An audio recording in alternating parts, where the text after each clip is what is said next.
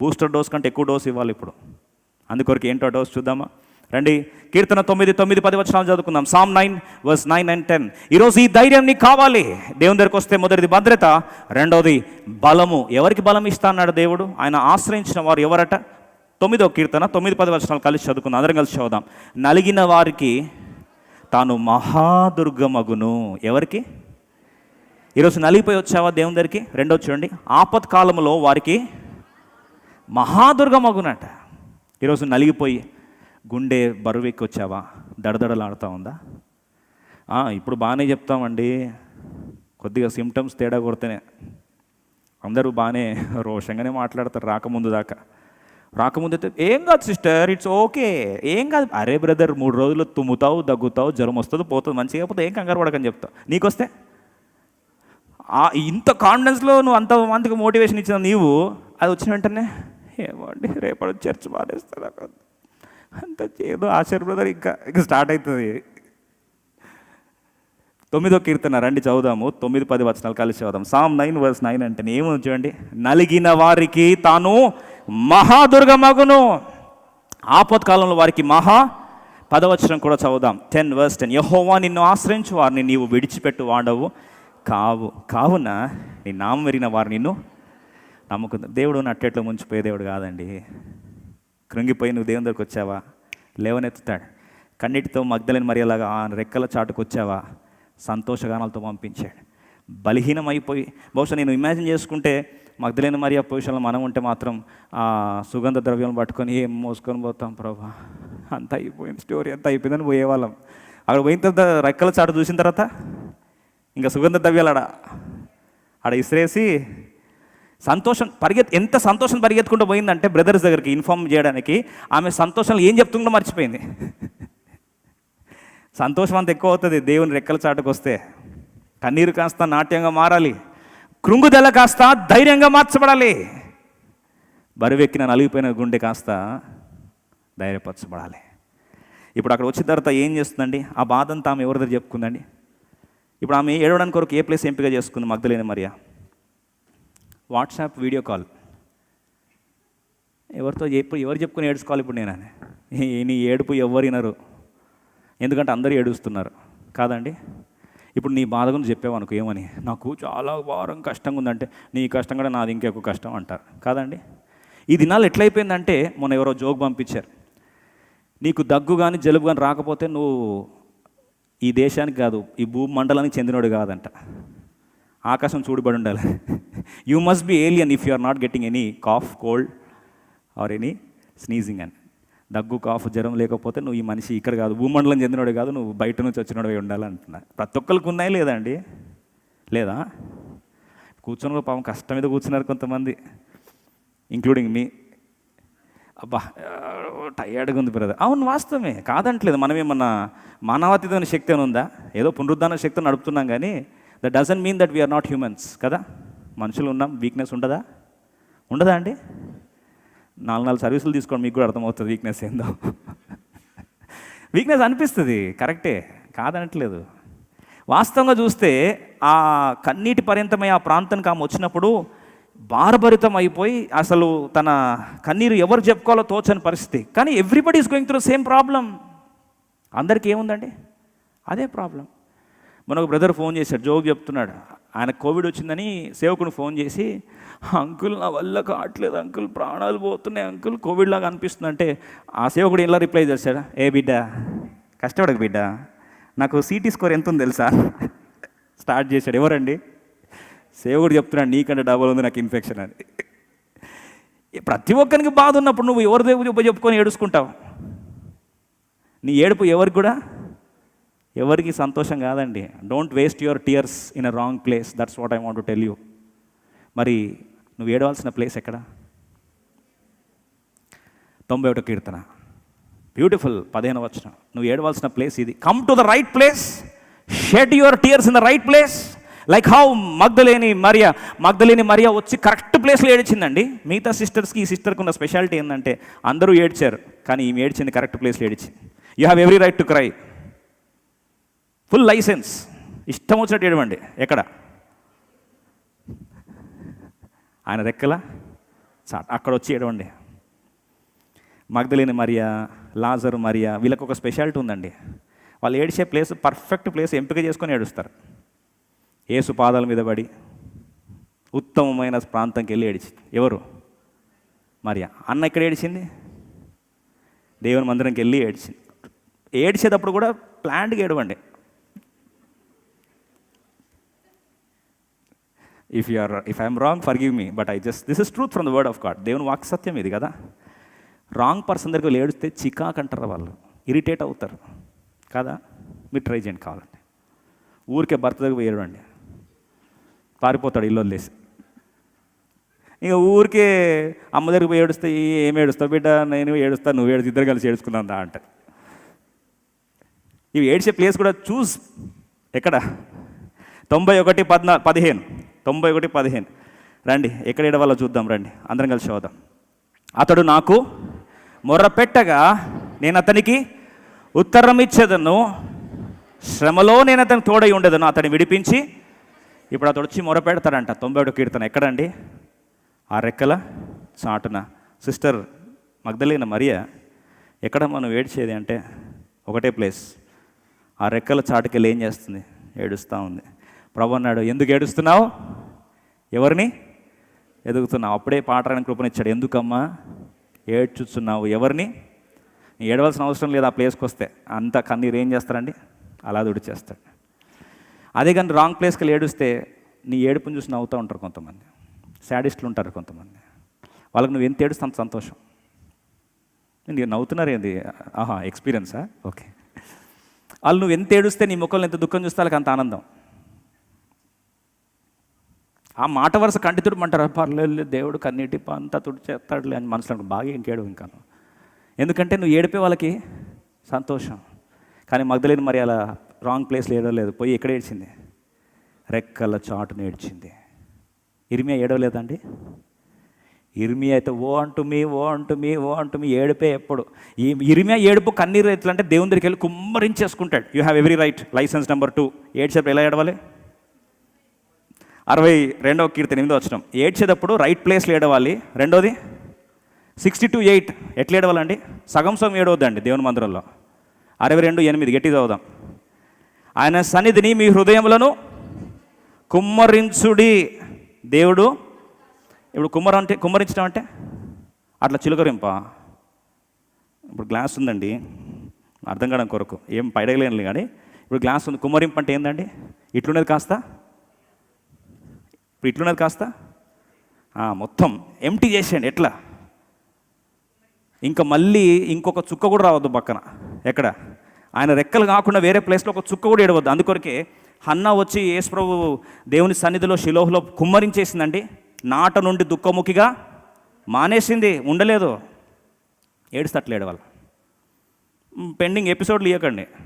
ఎప్పుడు? Episode number 1 ఈరోజు ఆదివారం ఒకసారి కొద్దిగా ఏడుచుకుంటా.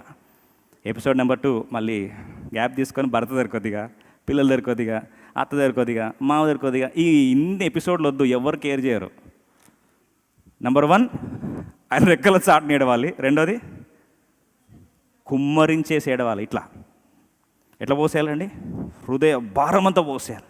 Let me tell you, correct ప్లేస్లో నువ్వు ఏడుస్తే ఏమవుతుందో తెలుసా? 46వ కీర్తన 1వ వచనం.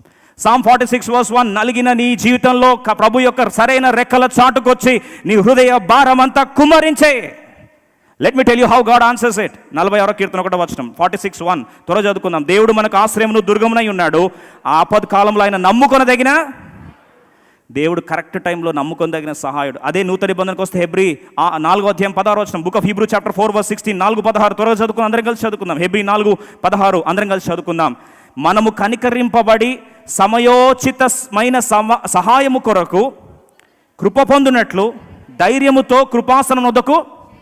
ఇప్పుడు ధైర్యంతో వెళ్ళాల్సింది కృపాసనం. కరుణాపీఠం ఉంది, కరుణాపీఠం దగ్గర దేవుని రెక్కలు ఉన్నాయి. ఆ కెరూబుల నీడలో కరుణాపీఠం దగ్గర నువ్వు ఆ ప్రాంతానికి వెళ్ళు, ధైర్యంతో కృపాసనం దగ్గరికి వెళ్ళు. అక్కడ ఏం చేయాలి? సమయోచిత సహాయం పొందు. Go to the right place, cry there.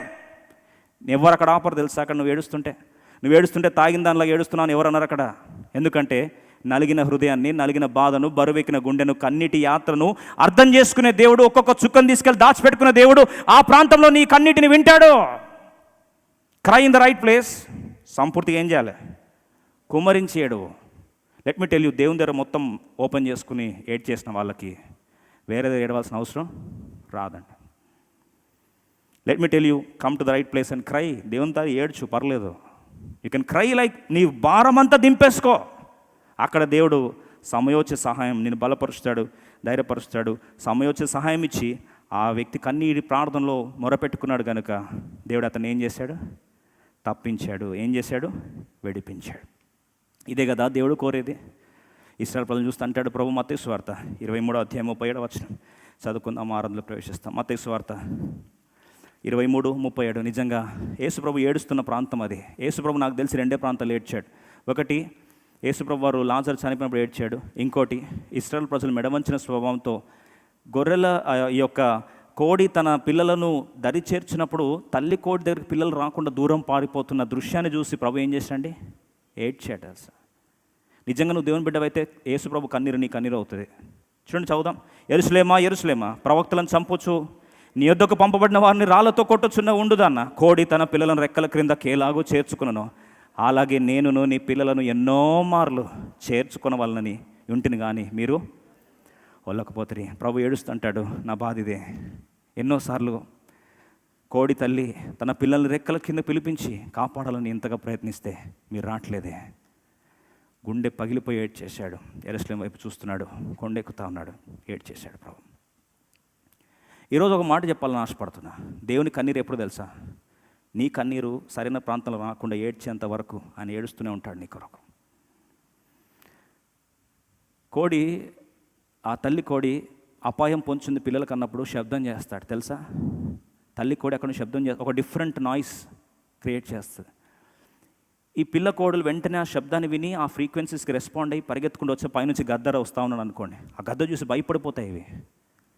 ఆ గద్ద చూసో లేకపోతే పిల్లిని చూసో భయపడిపోతున్న ఈ కోడి పిల్లలు ఆ శబ్దం వినేసరికి పరిగెత్తుకుంటూ దేని కిందకు వస్తాయండి? పరిగెత్తుకుంటా రెక్కల కిందకు వచ్చేస్తాయి. నిజంగా నా హృదయాన్ని కదిలించేసిన ఒక దృశ్యం నా బాల్యంలో జరిగింది. సంగారెడ్డిలో దేవుని మందిరంలో ఎదుగుతున్న గొప్ప భాగ్యం దేవుడు నాకు ఇచ్చాడు. అది మే మాసం, భయంకరమైన ఎండలండి, రాళ్ళు పగిలిపోయేంత ఎండలు. అది ఆదివారం, నాకు బాగా గుర్తుంది. ఇంటి నుండి మందిరానికి వెళ్ళాలి, మధ్యలో క్యాంపసే. ఈ ప్లేస్లో దాటి వెళ్తే కాళ్ళు పుండ్లు వచ్చేసాయి. అంటే ఆ వేడికి చెప్పులు లేకుండా నడిస్తే కాళ్ళు కాలిపోయాయి, అంత భయంకరమైన వేడి. చాలామంది ఆ టైంలో సన్ స్ట్రోక్ బలి అయిపోయారు, కాళ్ళు గాలిపోయినాయి. అయితే ఆ సందర్భంలో జరిగిన ఒక సంఘటన, ఒక ఆంటీ, వృద్ధాప్యంలో ఉన్న ఆంటీ కోళ్ళు పెంచుకొని దేవుని మందిరానికి మాకు గిఫ్ట్ ఇచ్చింది. ఏది? కోడి గిఫ్ట్ ఇచ్చింది.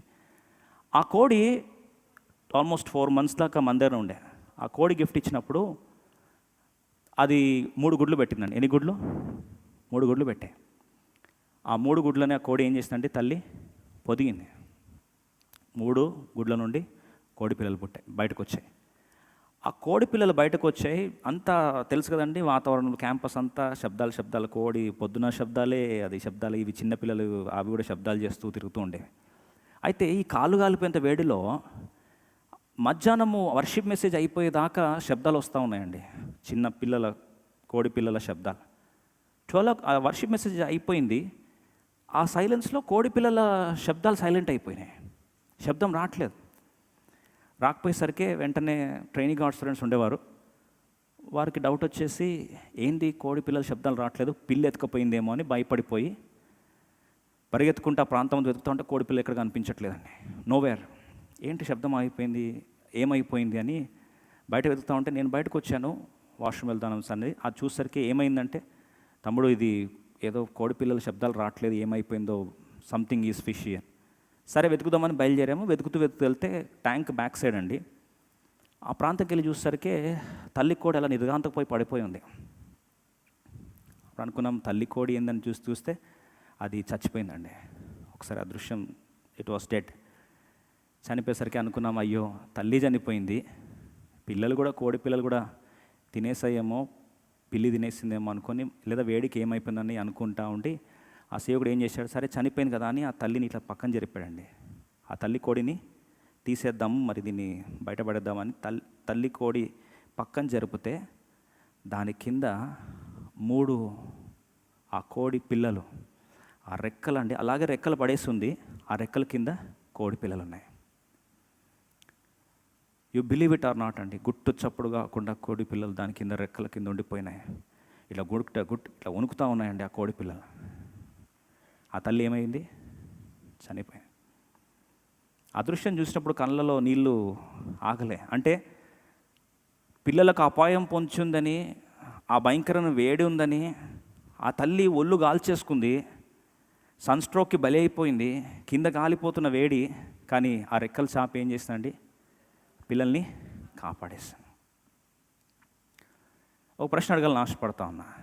ఎంత బాధ ఉంటే దేవుడు ఆ దృశ్యాన్ని ఇశ్రాయేలు ప్రజలకు జ్ఞాపకం చేస్తూ అంటాడు, యెరూషలేమా యెరూషలేమా, ప్రవక్తలను చంపుదానా, నేను నిన్ను కాపాడాలని కోడి తన తల్లి పిల్లలను ఎన్నిసార్లు పిలిచి కాపాడాలని రెక్కలు చాపితే మీరు రావట్లేదే, విననట్లేదే, రావట్లేదా అని ఎంత భారం ఉంటే యేసుప్రభు కన్నీరు గార్చాలండి. ఈరోజు మనం వెళ్ళాల్సిన సరైన ప్రాంతం ఏం తెలుసా? యేసుప్రభు వారు చాపిన రెక్కల చాటును మనకి వెళ్ళి ఏం చేయాలి? దాచబడాలి. అది తెలుసుకోకుండా ఈరోజు అపార్థం చేసుకొని నష్టపోయి ఇంకెన్నాళ్ళు బాధపడుతుంటావు. వాస్తవం గమనించట్లయితే ఆలోచించిన ఒక తల్లి, దానికి ఏం అర్థమవుతుందండి అని, నిజంగా వాస్తవంగా బిడ్డలను సృష్టించిందా? అది సృష్టించలేకపోయింది. దేవుడు అనుమతిస్తే ఆ బిడ్డలు పుట్టారు. అలాంటి బిడ్డల్ని తల్లి కాపాడడానికి అంత ప్రయత్నం చేస్తే, కోడికి ఉన్నంత ప్రేమలో దేవునికి కోడి అంత ప్రేమ కూడా ఉండదండి? I'm just asking you. అంటే దేవునికి కోడి తల్లికి ఉన్నంత ప్రేమ కూడా మన ప్రభుకు లేదంటారా? తెలియక అడుగుతాను. రోమా 8:32 ఏమని రాస్తుంది తెలుసా అండి? తన సొంత కుమారుణ్ణే మన కొరకు వెనుదీయక ఆ కుమారునితో పాటు సమస్తము మనకిచ్చేస్తే దేవుడు మనకెందుకు ఇవ్వడని చూసుకోవడానికి మన అక్కలు తీర్చడా? చూసుకోడా? ఈరోజు నిజంగా ఆ మాట నేను ధైర్యపరచాలి.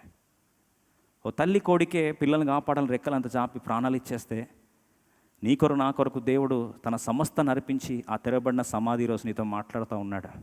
ఆ కరుణాపీఠం దగ్గర ఆ కెరూబులు చాపిన రెక్కల నీడలో నుండి ఆ రెక్కల చాటున మనకేంటండి?